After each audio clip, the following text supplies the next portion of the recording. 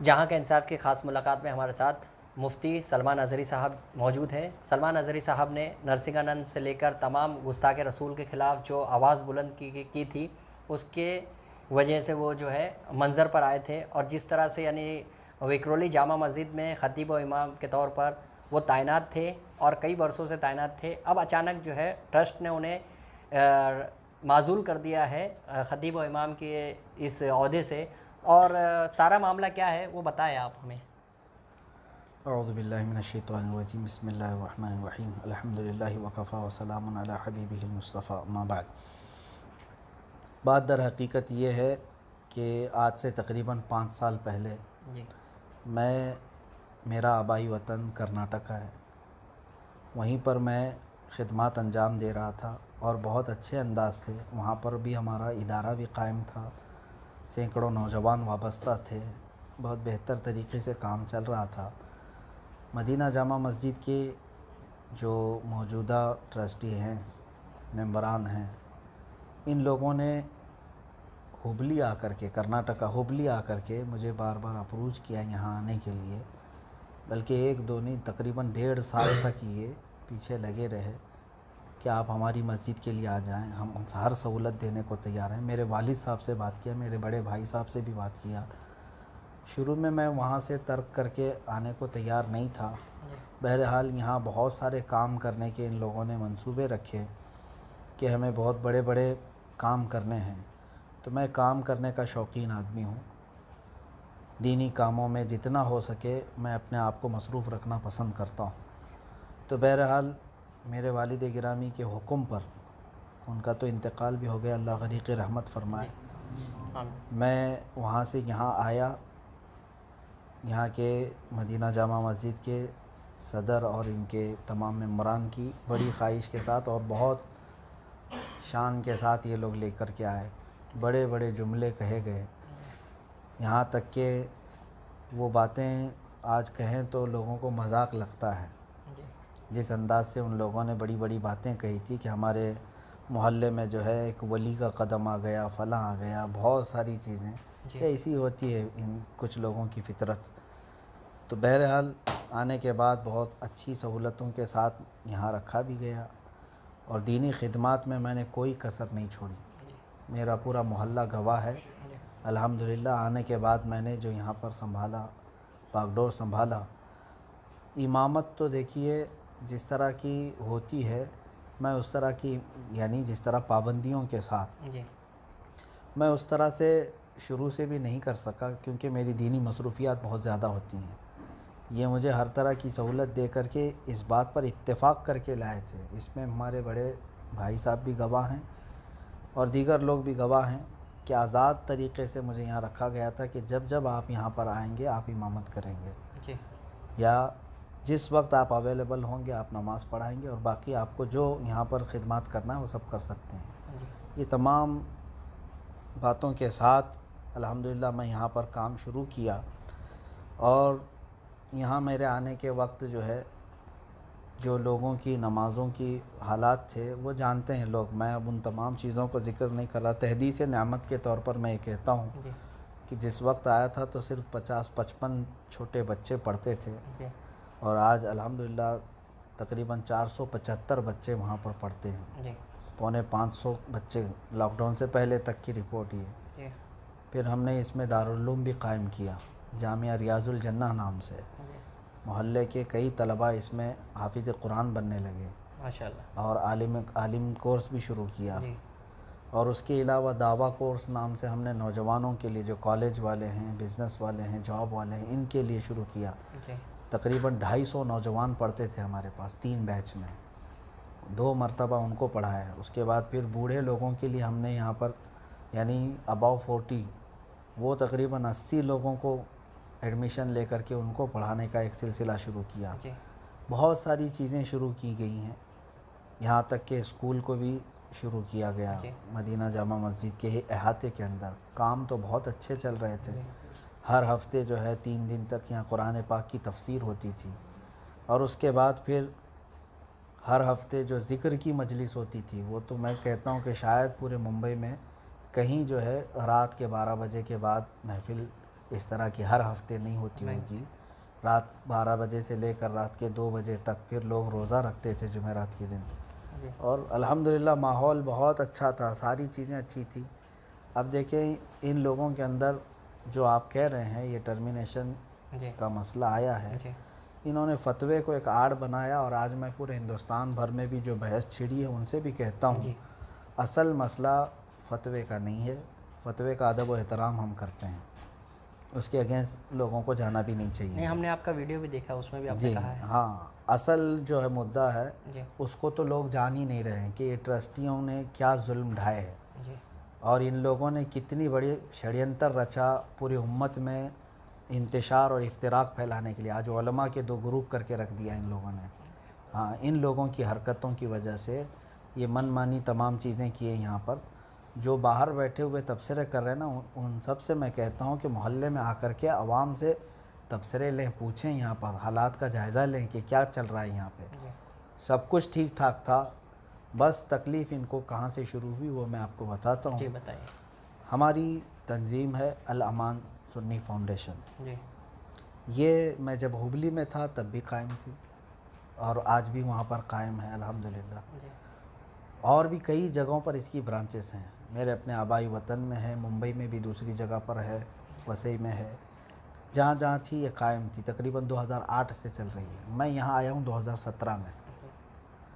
اب یہاں آنے کے بعد نوجوانوں کو ایکٹیو رکھنے کے لیے ان کو میں نے اس تنظیم سے جوڑا.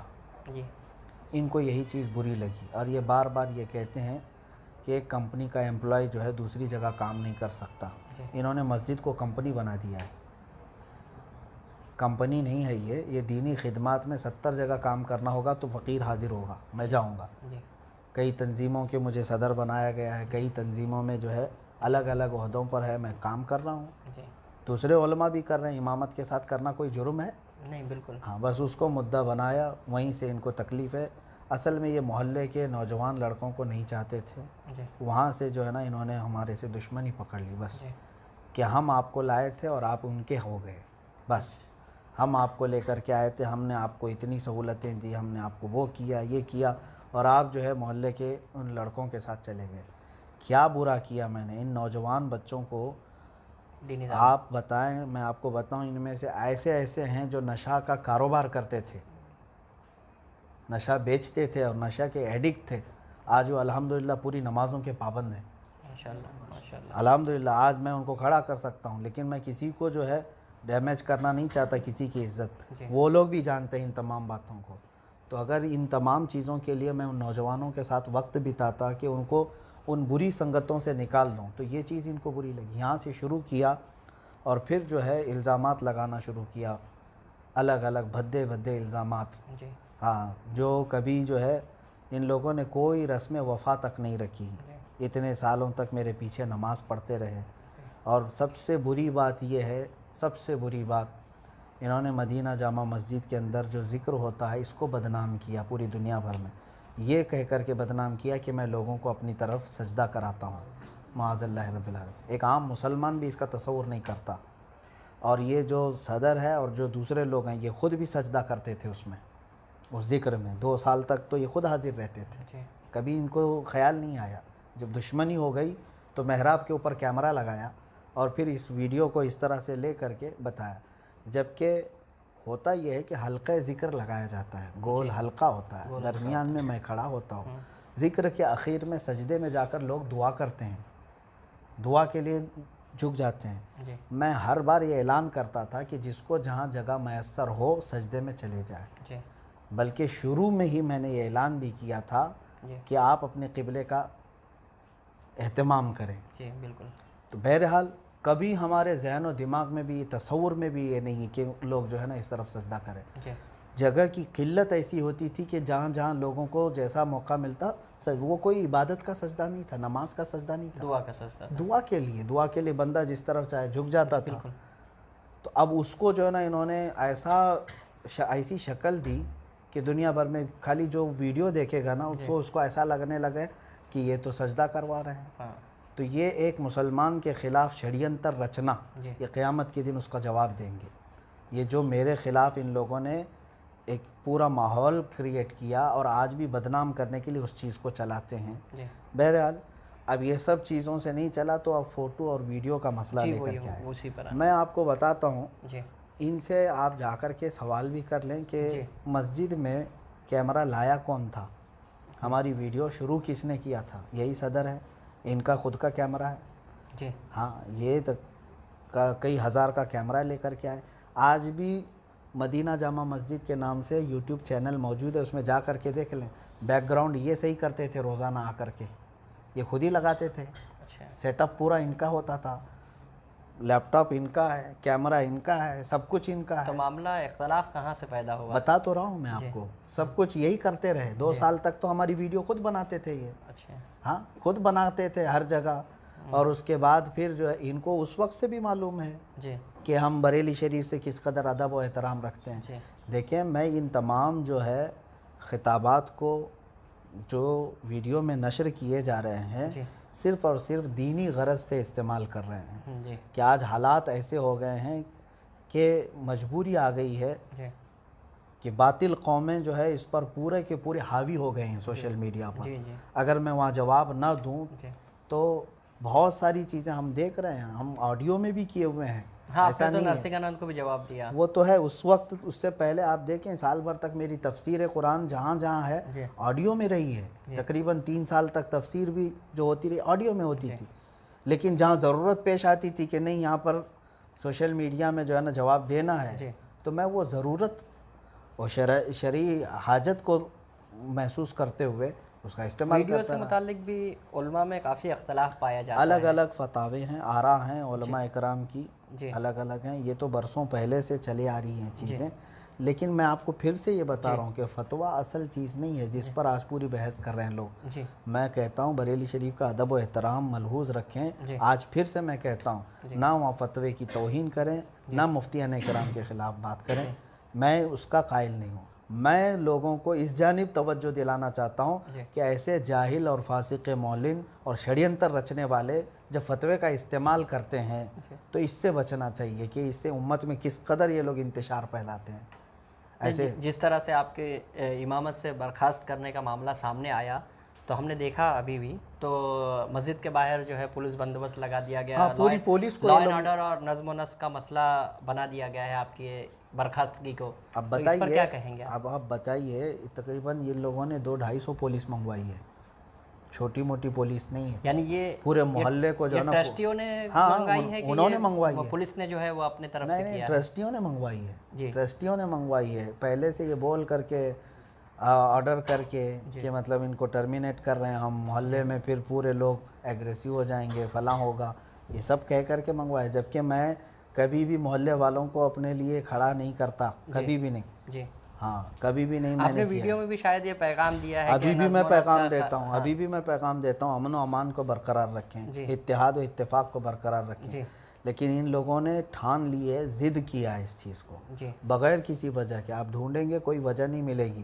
یہ فوٹو اور ویڈیو کے مسئلے کو لے کر کے اتنا اچھل رہے ہیں, ذرا ان کے سارے اکاؤنٹس چیک کریں.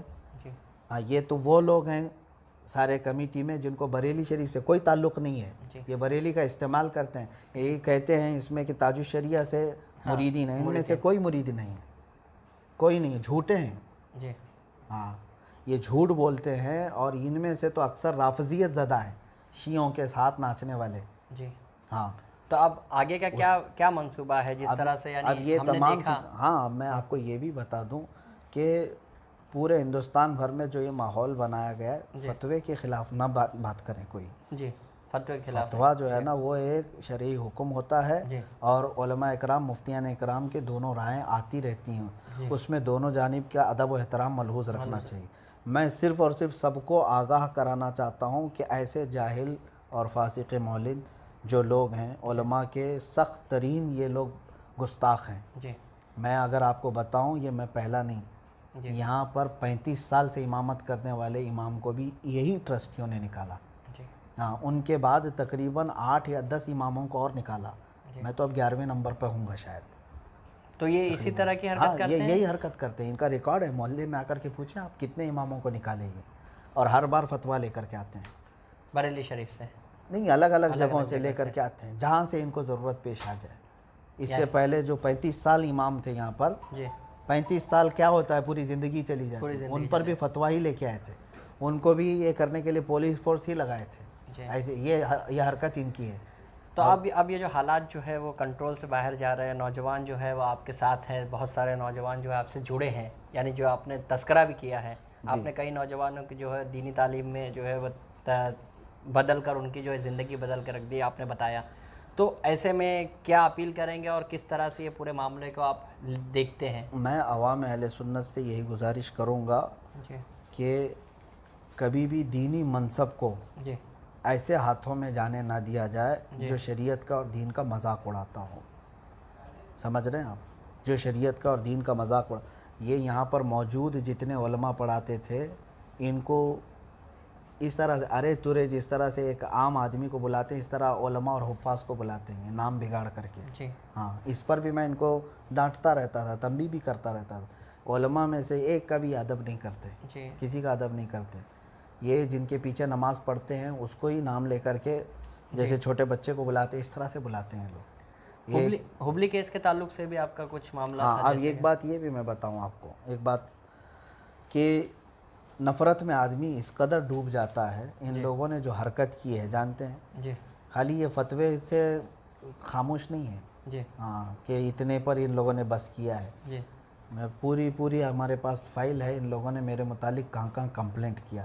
میں آپ کو بتاؤں, میں نے پورے کفر کو چیلنج کیا, گستاخان رسول کو چیلنج کیا, لیکن وہاں سے کوئی ہمارے اوپر اس طرح کے کیس نہیں آئے. لیکن یہی مسجد کے صدر نے کمشنر آف پولیس میں, ڈپٹی کمشنر میں, اور پھر یہاں پر اے سی پی کے پاس, ڈی سی پی کے پاس, اور پھر پارک سائڈ پولیس اسٹیشن میں, وقف بورڈ میں, سب جگہ کمپلینٹ میرے خلاف ڈال کے رکھا ہے. اب میں آپ کو ایک بات بتاتا ہوں, 2015 کی بات ہے یہ, جب ایک مردود خبیث گستاخ رسول کریم صلی اللہ تعالیٰ علیہ وسلم کی شان میں بہت نازیبا کلمات بکتا تھا, کملیش تیواری. ہاں, اس کے خلاف ہم نے احتجاج کیا تھا ہبلی میں. وہ احتجاج تاریخی تھا, ہزاروں کی تعداد میں لوگ وہاں پر بھی جمع تھے. اب اس میں کچھ وائلنس ہوا تھا, ظاہر سی بات احتجاج میں ہوتا ہے. ہم اس کے بعد جو ہے کیس ہوئے تھے, اس میں ذمہ داروں میں جو ہے جو لوگ تھے, تقریباً 20 لوگ تھے, ان میں میرا بھی نام ہے. وہ جو کیس ہوئے تھے وہ احتجاج میں وائلنس ہونے پر ایک گستاخ رسول کے خلاف میں کھڑا تھا, اور آج بھی میں کھڑا ہوں. ان کیسوں کو اس نے ذریعہ بنایا, اور سب جگہ یہ کہتا ہے کہ ان کا کرمنل بیک گراؤنڈ ہے, ان کا کرمنل بیک گراؤنڈ ہے, ان کے اوپر ہبلی میں کیسز ہیں. بھائی کوئی چوری کے کیس ہیں نہیں, برخاست کی جو ہے وہ آپ یعنی آپ کو برخاست کر دیا گیا, کیا آپ اس کو تسلیم کرتے ہیں؟ دیکھیں, کسی کو ڈیمیج کرنا اور اس کی امیج کو خراب کرنا, میں تو اس کو چیلنج کرتا ہوں پھر. ہاں, ان لوگوں نے جو آگے یعنی کیا قانونی چارہ جو قانونی کارروائی کرنی ہوگی وہ میں کروں گا. اچھا, جو قانونی کارروائی کرنی ہوگی وہ میں کروں گا ٹرسٹ کے خلاف, اور جو بھی لوگ ہیں. دیکھیں, ابھی میں نے مان لیا یہ تمام چیزوں کو, کیونکہ اب میری ذمہ داریاں بہت زیادہ ہیں, میں دوسرے کاموں میں مصروف ہوں. ہمارا جو ہے بہت بڑا پروجیکٹ ہے, اللہ تعالیٰ اس میں کامیابی عطا فرمائے. میں ان سے الجھنا نہیں چاہتا. ہاں, جو پاکھنڈیوں کے ساتھ کھڑے ہوتے ہیں, جب گستاخ رسول نرسنگھانند کے خلاف میں موبائلے کا چیلنج دیا, پورا ہندوستان کھڑا تھا ہمارے ساتھ, اور ان کمینوں نے اس بارے میں بھی جا کر کے کمپلینٹ کیا ہے. اس بارے میں بھی جا کر کے پولیس میں کمپلینٹ کیا ہے کہ یہ شخص ہم کو یہاں بھڑکا رہے ہیں اور یہاں فساد ہو سکتا ہے. یہ ہمارے ساتھ کھڑے نہیں تھے, پورے ہندوستان کھڑا تھا. بالکل. ہاں, میں یہی چہرہ ان کا پورے ہندوستان بھر میں دکھانا چاہتا ہوں. فتوے کے مسئلے کو لے کر کے نہ بحث کریں, اصل ظالم تو یہ ہیں جو علماء میں بھی جو ہے لڑا کر کے بیٹھے ہوئے ہیں. یہ تھے مفتی سلمان اظہری صاحب, جو بتا رہے تھے کہ کس طرح سے ان کی برخاستگی کو جو ہے وہ چیلنج کریں گے, کیونکہ ان کی برخاستگی جو ہے وہ درست نہیں ہے. اس میں جو پیمانہ لگایا جا رہا ہے, جس طرح سے بتایا جا رہا ہے کہ ویڈیو کا مسئلہ ہے, لیکن ویڈیو کے مسئلے سے کہیں آگے بڑھ کر معاملے کو مفتی سلمان اظہری نے آپ کے سامنے پیش کیا. حیات مقدم کے ساتھ محمد جاوید شیخ, جہاں کا انصاف.